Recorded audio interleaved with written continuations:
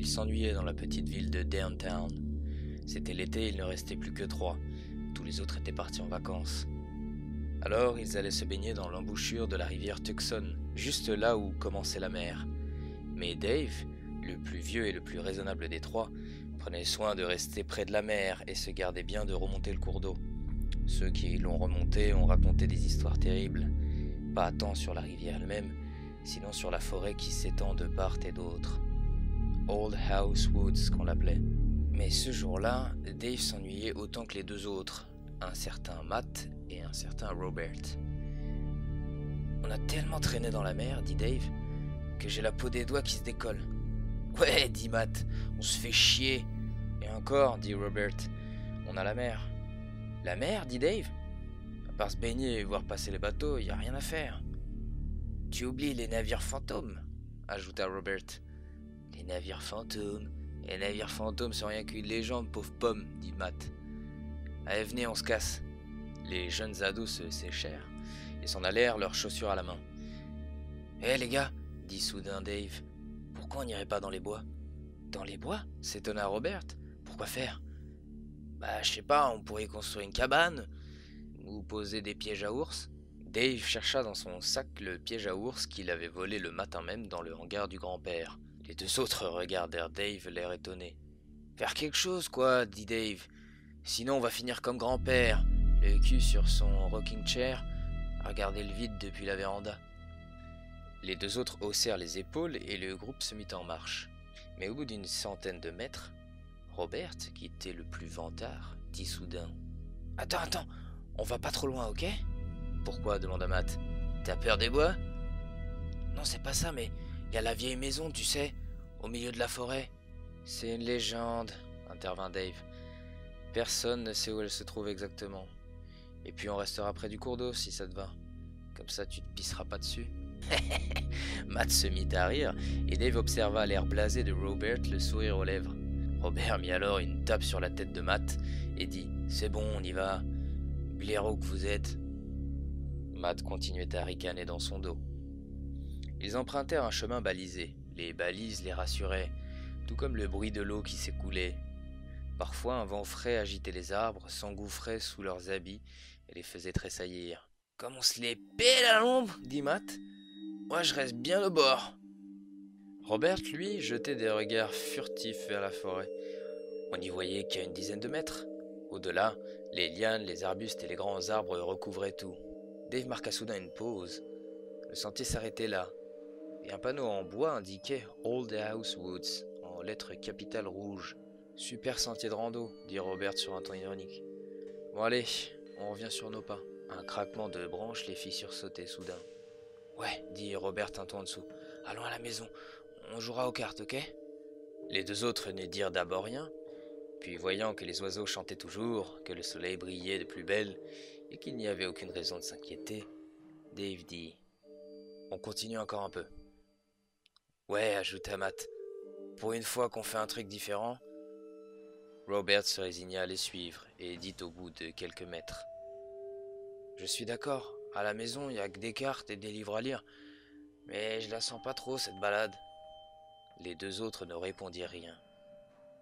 Chacun marchait en silence, à son rythme désormais. Dave était à 10 ou 12 mètres devant, tandis que Matt se retournait de temps à autre pour voir si Robert suivait, et aussi pour se moquer un peu de lui. Le chemin s'effaçait totalement et la progression devenait difficile. En quelques endroits, l'érosion de l'eau avait décroché des mottes de terre, faisant apparaître les racines des arbres. « Là, regardez !» dit Dave. « Un autre panneau !» Le panneau avait été planté au début d'un nouveau sentier balisé. « Tiens, tu vois !» dit Matt à l'égard de Robert. « Le voilà, ton sentier de rando !» Mais le panneau était moisi et on peinait à lire l'inscription. Tout au plus voyait-on distinctement une indication kilométrique. 16,6 km. On fait quoi? Dit Dave. Le bord de la rivière est impraticable maintenant. Soit on va jusqu'à la prochaine étape, soit on retourne à la maison. Faut se décider. Mais vous savez même pas ce qu'il y a au bout de ces 16 km 6, dit Robert. Bah c'est justement pour ça que c'est intriguant, dit Matt. Ça doit être une étape, dit Dave. Un refuge, un village, ou un truc du genre. Et si c'était la maison, dit Robert. Matt et Dave levèrent les yeux au ciel. Dave ajouta. Encore cette histoire-là, Robert? C'est juste un sentier de rando. Regarde les balises, là, et encore là-bas. Faut que t'arrêtes de lire des histoires qui font peur, hein, ça te rend complètement parano. Ouais, dit Matt. Et tes légendes urbaines t'ont rendu parano, c'est ça, ouais. Et peureux aussi. Mais, dit Robert, vous aussi vous aimez bien ces histoires? Carrément, dit Dave. Mais ça reste des histoires, amigo.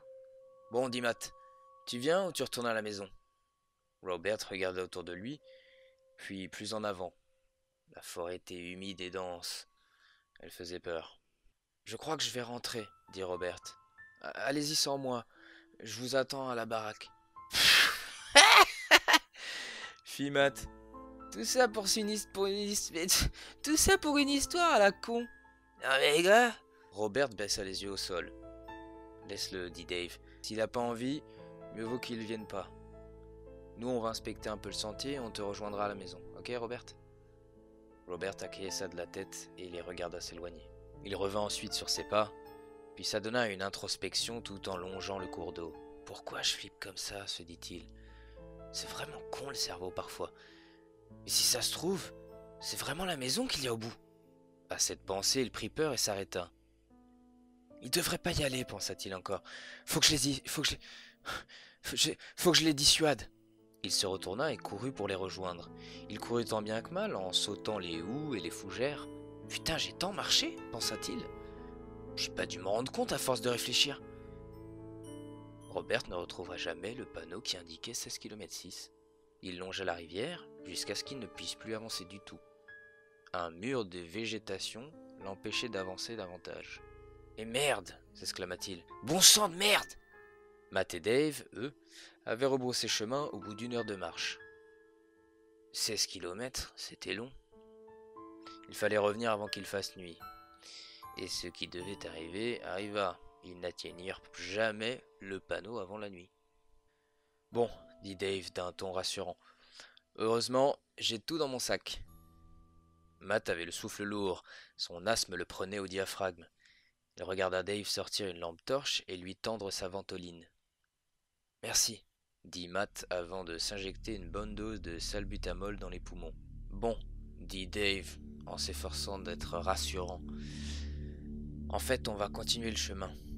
On a déjà dû faire 12 ou 13 kilomètres, encore quelques kilomètres et on sera au bout. » Matt acquiesça, la ventoline en bouche. Ils marchèrent donc dans les dernières lueurs du jour, et la torche, heureusement, éclairait bien. Robert, lui, arriva sur la véranda. Le grand-père s'était endormi, la pipe en bouche. Mais il se réveilla en sursaut en entendant craquer le bois du plancher. « Hey, qui va là ?»« C'est moi, Robert. »« Ah, vous revenez de l'embouchure, les petits gars ?»« Je suis revenu tout seul. »« Tout seul? Où sont tes frères ?» Robert eut un moment d'absence. « Robert, où sont tes frères ?» Ils sont partis dans la forêt. Moi, je voulais pas, alors je suis revenu avant. Et ils vont sûrement pas tarder à rentrer. Qu'est-ce que... La forêt? Quelle forêt? Old House Woods, dit Robert. Je leur ai dit de pas aller plus loin, mais... Le grand-père n'écoutait plus. Il se leva d'un bond et partit en direction de son pick-up. Robert vit la voiture démarrer en trombe et disparaître dans un nuage de fumée. Dans les bois, l'air était lourd. L'été l'était en général, mais sous la canopée, ça devenait insupportable. Le vent frais avait disparu, la nuit avait tout enseveli, et la torche n'éclairait qu'un mince sentier boueux, entouré par des lianes et des arbres enchevêtrés les uns sur les autres. Matt respirait fort, et il dut s'arrêter plusieurs fois pour se remettre un coup de ventoline. Ils firent une pause sur un rocher couvert de mousse qu'il y avait là. Dave donna de l'eau à son frère. Il aurait voulu le rassurer, mais ses mains tremblotaient à présent, et il tenait difficilement la torche. Au fond de lui, il savait qu'ils avaient fait une connerie, mais il était alors loin de se douter que le pire restait à venir. « Remettons-nous en marche, » dit Dave. « On ne devrait plus être très loin. » Matt se remit en marche malgré lui. L'air était lourd, certes, mais il était aussi chargé d'une substance soporifique. Comment expliquer sinon cette soudaine envie de dormir? La fatigue? Oui, certes, mais ils avaient tellement envie de dormir. Le chemin leur paraissait sinueux. Ils suivaient pourtant un axe rectiligne. Dave se retournait de temps à autre pour voir si son frère suivait bien. Il lui tendit un mouchoir en toile et lui dit « Tiens, mets ça sur ta bouche et ton nez. » Matt s'exécuta. Ils marchèrent ainsi dans un état de sommeil éveillé et arrivèrent au kilomètre 16,6. Ils le surent tout de suite et sentirent leur poitrine se soulever à la vue d'une maisonnette bien bâtie et éclairée. Leur fatigue s'était comme dissipée soudain. Ils s'approchèrent et regardèrent par l'une des fenêtres. Elle était d'une propreté extraordinaire. Une propreté qui contrastait beaucoup avec les bois sales et désordonnés des environs. À l'intérieur, une lampe à huile projetait ses rayons dans une petite pièce simplement meublée. Des ustensiles de cuisine et des couteaux avaient été suspendus aux poutres apparentes. « Vas-y, dit Dave, toque à la porte. »« Pourquoi moi ?» dit Matt. « Parce que tu parles bien et qu'il faut convaincre ce type de nous héberger. »« Mais qu'est-ce qui te dit que... et qu'est-ce qui te fait dire que c'est un type ? » ?»« Mais on s'en fout. Vas-y, frappe à la porte. » Matt s'avança jusqu'à la porte en marmonnant des choses incompréhensibles, sûrement des petites insultes à l'égard de son frère. Sur le pas de la porte, il hésita, puis toqua 3 coups secs. Aucune réponse. « Refrappe !» ordonna son frère. « Il a peut-être pas entendu. » Les yeux de Matt se plissèrent, faisant remonter ses pommettes. Il frappa à nouveau. Toujours pas de réponse. Matt tourna la poignée et la lourde porte de bois s'ouvrit presque d'elle-même, lentement, tout en grinçant sur ses gonds. Les deux passèrent la tête dans l'embrasure. Ils firent ensuite un pas timide en avant, tout en regardant çà et là. Ils découvrirent qu'à l'intérieur, tout était très propre. Trop propre. Pas une pelote de poussière sous les meubles, pas de traces de sueur. On avait encadré des dessins au mur, principalement des portraits d'enfants. Ils étaient dessinés au fusain et avaient tous en commun cet air sinistre. Dave et Matt firent un tour de la maison en silence. Dans la chambre du fond, une peau d'ours avait été déposée au sol en guise de tapis. Ça sentait l'encens, mais cette odeur en couvrait une autre, plus désagréable. Matt huma l'air, grimaça, puis regarda son frère. Dave huma l'air à son tour et chercha d'où provenait cette odeur de fond. Ils ne trouvèrent rien, mais cette odeur si dérangeante les incita à dormir dans le sofa du salon. Ils se servirent dans le frigo, burent à eux deux une Budweiser et s'endormirent sans trop de peine. Le pendule berça leur sommeil, jusqu'à ce qu'un bruit les fasse sursauter quelques minutes après qu'ils se soient endormis. Ils se dressèrent sur leur séant et attendirent le cœur haletant. Ils craignaient le retour du propriétaire. Le bruit provenait de la chambre. Dave se leva et avança la torche à la main. Il tremblotait. Le bruit cessa, puis reprit sous la forme d'un miaulement. « Un chat !» dit Matt. « Ça vient du plancher !» dit Dave tout en se mettant accroupi. Matt souleva la lourde peau d'ours et ils virent une trappe. Ils se regardèrent, puis Matt dit « Vas-y, ouvre. J'ai ouvert la porte d'entrée, mais c'est à ton tour maintenant. » Dave ne chercha pas à tergiverser. Il hésita un peu, puis ouvrit la trappe. Un chat noir en sortit et disparut dans l'obscurité. Matt mit sa main à la bouche et Dave recula sous l'effet de l'odeur nauséabonde qui échappait de la trappe. La tête enfouie dans leur t-shirt, ils descendirent l'échelle et arrivèrent dans une cave humide. Là, en bas, un cadavre d'enfant était étendu sur un gros bloc de marbre. Il était dans un état de décomposition à peine avancé, mais suffisant pour rendre l'air irrespirable, d'où l'encens. « Il faut partir !» dit Dave sans quitter le cadavre des yeux. Matt fit quelques pas en arrière et buta sur une caisse. À l'intérieur se trouvaient une carte et une boussole. « Partons !» dit Dave avant de prendre les devants. Dehors, il faisait nuit noire. Le grand-père avait garé son pick-up à la lisière de la forêt. Muni d'une grosse lampe torche, il avait ensuite pris le chemin qui longeait le fleuve, mais la végétation l'avait arrêté au bout de 2 ou 3 kilomètres. Le sentier balisé s'arrêtait net, devant un mur de lierre et de lianes impénétrables. « Il y avait un panneau à cet endroit !» dit soudain Robert. Le vieillard sursauta et mit la main sur son cœur. « Robert, tu vas me donner une attaque ! Je t'ai dit de rester à la maison. Comment t'es venu ici ? J'ai pris ta moto. »« Hein ? Ma moto ? Ouais, laisse tomber. Un panneau qu'il y avait là, tu dis ? Oui, il marquait 16 km/6 dans cette direction. » Robert pointa le mur du doigt. grand-père regardant en l'air jusqu'à la cime des arbres. « Tu es sûr, Robert? Qu'est-ce que... Ma tronçonneuse? Tu as pris ma tronçonneuse? Et ma moto? » Robert avait effectivement pris la petite tronçonneuse du hangar. Il l'a mis en marche sous les yeux ébahis du vieux et commença à attaquer le mur de végétation. Il leur fallut 1 heure pour se frayer un passage. Le mur n'avait rien de naturel, il était l'œuvre de l'homme. Une sorte de rideau naturel qui se levait et se baissait de l'autre côté à l'aide d'une poulie.